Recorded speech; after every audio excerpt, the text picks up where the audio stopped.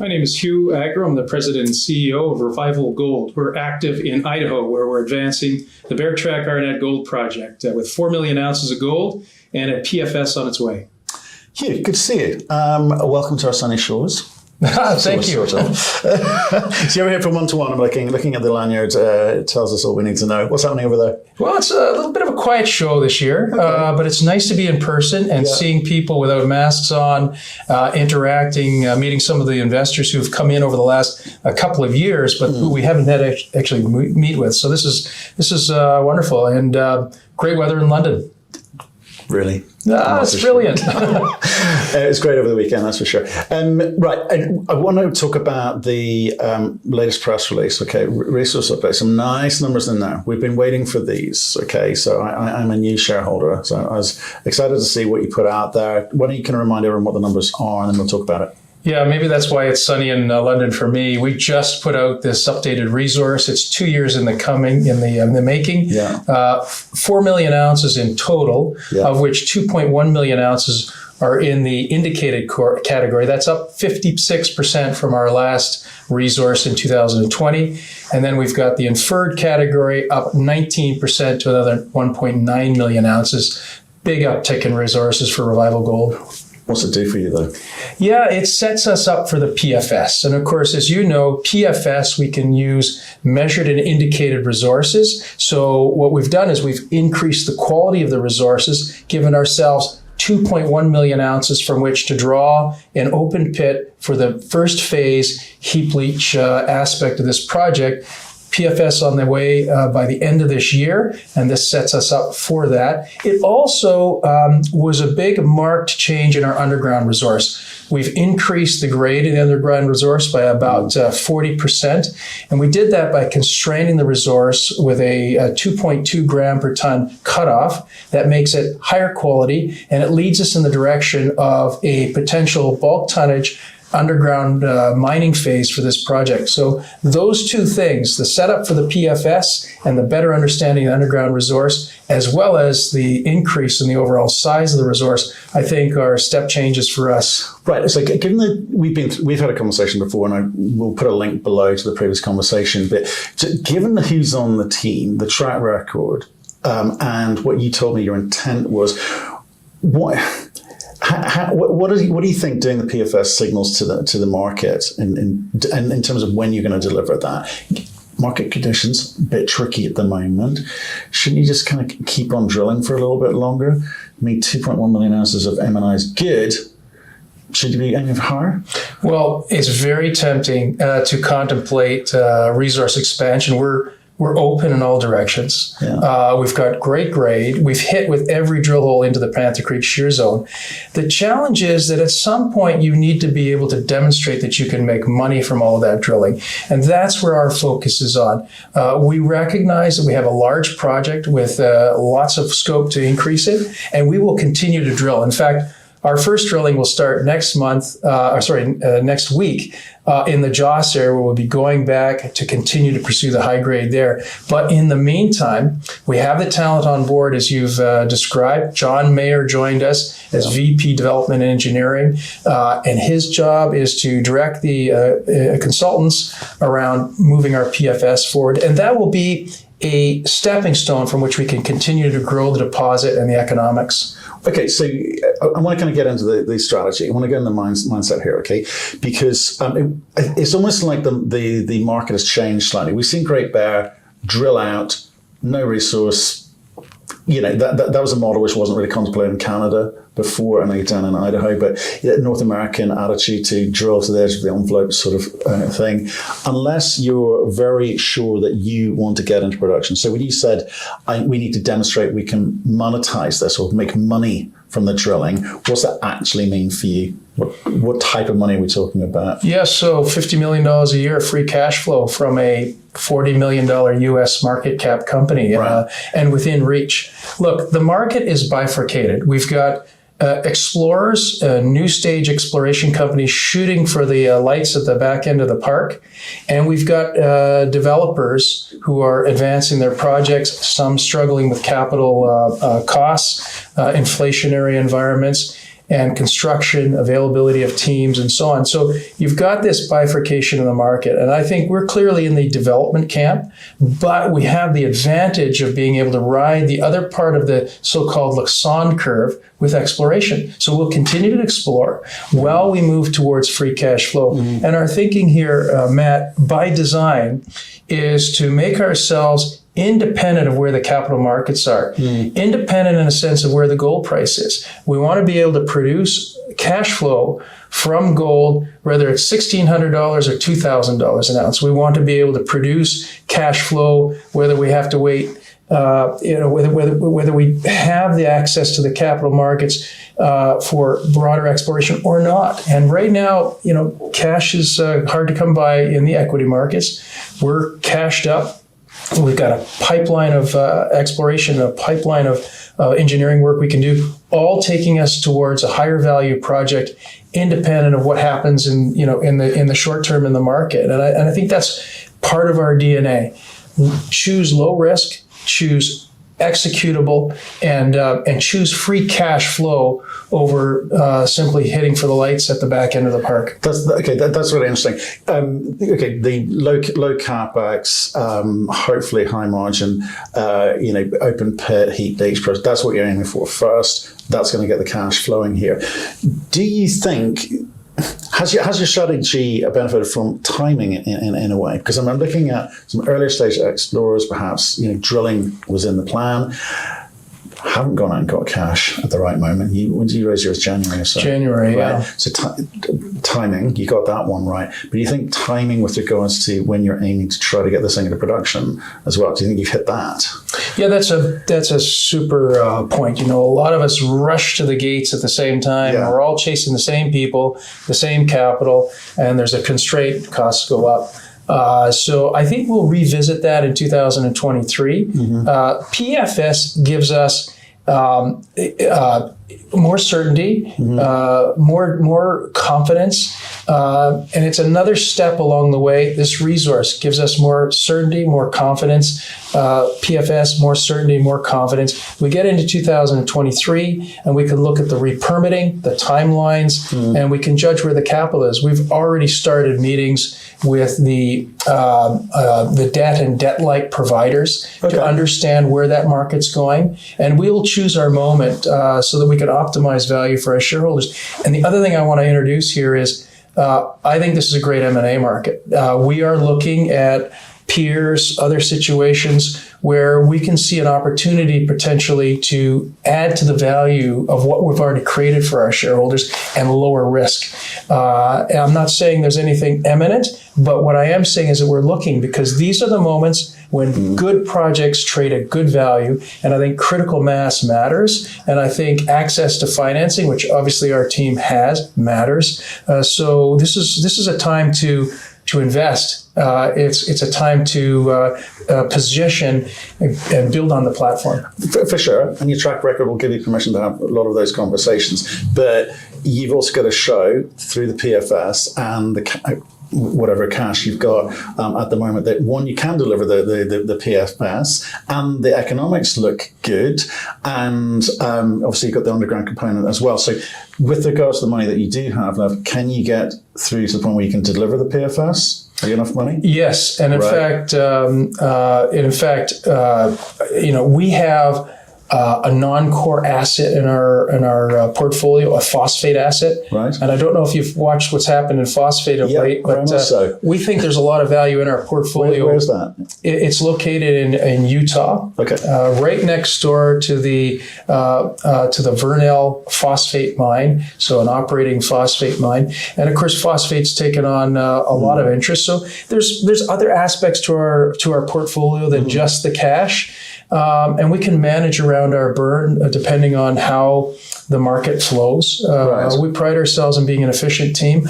Our finding cost to date, that's 4 years, is running at about $5 an ounce in the ground. And so, we're I guess what you can take from that is we're spending carefully and we're spending effectively. Right, but the 4 years it's been a funny time in the last 4 years, right? So things are getting a bit more expensive, but still it puts you down I don't know, lowest quartile, lowest decile. Yeah. Right. Yeah. Okay. Interesting. So with phosphate asset, you're talking about you could monetize that as in a sale of that asset, or some other kind of structure? We're looking at alternatives right now. But what I just want to highlight is we've got a portfolio, and we have other aspects to this portfolio which give us some flexibility around funding, timing, all of those sorts of things. Right. Okay. Let's go back to the open pit heap leach project. Yes. You were talking about, and we're having chats about debt with debt providers. At some point, you're going to have to raise a chunk of equity to match, whether it be 30, 40%, whatever that number ends up looking like. What's the timing of that? Because how quickly are you going to go through the economic study phase, given it's a simple project? Yeah, I'd like to come back to that in early 23 because a lot will depend on the footprint we establish from the PFS. One of the trade-offs we're working on right now is trucking versus having a dedicated pad at our satellite deposit at Haiti. Another aspect of this is the sequencing. When we bring ore from the Beartrack site, when we bring ore from the Arnett Haiti site, we're looking at our recoveries. We're looking at optimizing our heap leach pads. Previously, it was a 2-inch crush in the historic operation at Beartrack, and we're looking at 1.5-inch crush right now, but there is some argument to potentially even going finer than that, given where the gold prices are. So we're looking at all of those pieces, and that will impact our footprint. It will impact our permitting and re-permitting aspects, the baseline data collection, which is already underway. And all of that will help me answer that question a little more precisely. Let me ask broadly speaking, we'd like to be in construction in the 2025 timeframe. Okay. Let me come at it a different way then. Okay. What are you, $55-60 million market cap company? I know everyone's struggling at the moment because it's risk off time, right? But a conversation with a debt provider, or I don't know how you intend to get the equity in, if it's whether it be institutional or you're just going to go to market and to raise that way, it's difficult at those levels when you're talking about capex of what was the capex in the PEA? PX 100 million. Right. The ratios are tricky. It's a trickier sort of conversation. So you're not really going to close down those conversations anytime soon. Oh gosh, no. Right. Okay. It's a 2-year exercise. Got it. And as a former banker myself, I know that what I as a banker really appreciated about companies was those that would come into me earlier, give me a chance to get a technical team on the asset, position ourselves, and we look at it the same way. It's a relationship. You do not want to have a debt provider in your project that you don't know very, very well and that you don't understand and have familiarity with and comfort with. And you only get that by spending time with them, understanding their nuances, understanding their other portfolio elements. And there's a broad spectrum of ways you can finance $100 or $150 million capex project. It's a lot more limited over $500 million. But we've got lots of alternatives. There's streams, there's royalties, there's traditional debt, there's convertibles, there's European bond market. I know, but you want to keep it simple, right? There's strategics. Right. What we want to do is keep it cheap. Well, I know you want to keep it cheap, but some of the things you mentioned, I'd be like, no, thank you, right? So, listen, absolutely. Vanilla. Absolutely. We want to keep it. We want to keep it from impairing the future potential for our investors to enjoy upside. I guess it's a trade-off. It is true. There's an arbitrage between getting into production sooner and paying an extra few basis points. Fine, understand that. So 2025 is what we're aiming for on the pit, right? Correct. Nice, simple process to kind of go through. And what's the time on the PFS, you said? PFS end of this year. End of this year, okay. So we'll look out for that. So let's talk about underground, right? Because some nice, sexy numbers coming off of that. Do you, as you just said to me, maybe in this market, we'll just be a little bit careful about how we spend and allocate our capital. Maybe now is not the time, or do you, given some of the grades that you're finding? Oh, we're in there next week. Right, okay. We can't help ourselves. Let's go. We hit 12 grams over 14 meters, and we hit another 9 grams over 12 meters. Right at the end of last season in the Joss area. So you bet your bottom dollar we're back in there. That's the first place we want to go.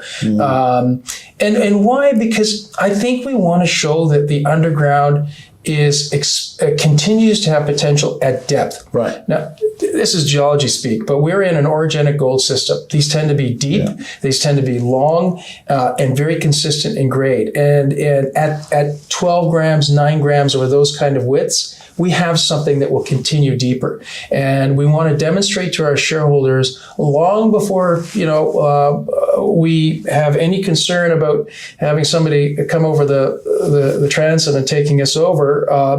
We want to be sure about what's down there. We want to be able to demonstrate that it's continuing.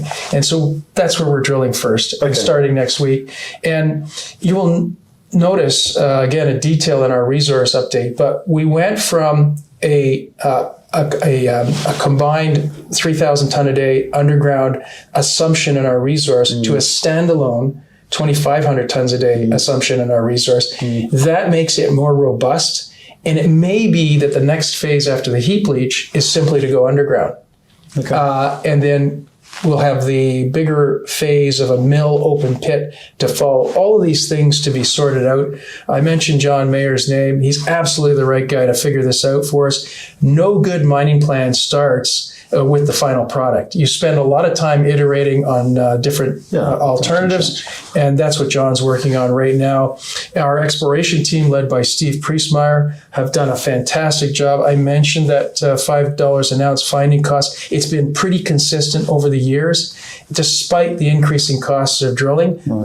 The team is delivering, and they're doing so very efficiently. Our general manager, Pete Blakely, comes from salmon, ran the former operation at Beartrack, so we're very familiar with how the site will perform, how the equipment will work, and that reduces risks, and it also improves our ability to execute and our relationship with the community, with the Forest Service, with other stakeholders that have a big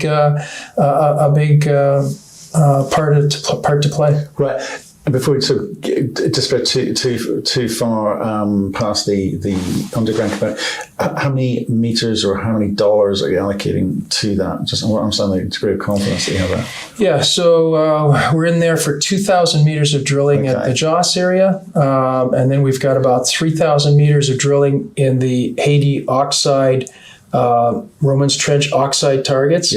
And then, subject to drill rig availability, we want to get another 3,000 meters in of RC drilling, exploration targets right across the property position. You'll love that, because that's all about finding new targets and building up the pipeline of exploration. We haven't been into half a dozen of these since we've started. So this is the year to do that. Total of about 7,000 or 8,000 meters of drilling planned. Okay, and with regards to the sort of timing of when we can start seeing those numbers come through into the market through announcements, I'm going to guess July, based on the pipeline of the assay labs are slow these days, but roughly July. Okay, fine. And if it gives you more of what you saw at the end of last season, Do you go and raise capital irrespective, or do you have to be cognizant of where our share price is? The great thing about this industry is it's a multivariate problem, right? We've got the economy, we've got the market, we've got availability of people, we've got all results, all of these things playing into the mix of what do you do next. And one thing I can tell you for sure is plans will adapt for the circumstances. We are not going to be fixed on just doing this because that was in our mind a year ago. We will adapt depending on results. And I think you have to. Okay. Look, Hugh, it's good to see you. Thank you. Like I say, it's good to see you face to face here in London. I'm enjoying following the story. I think, we're looking for good things this year. Okay, thank you.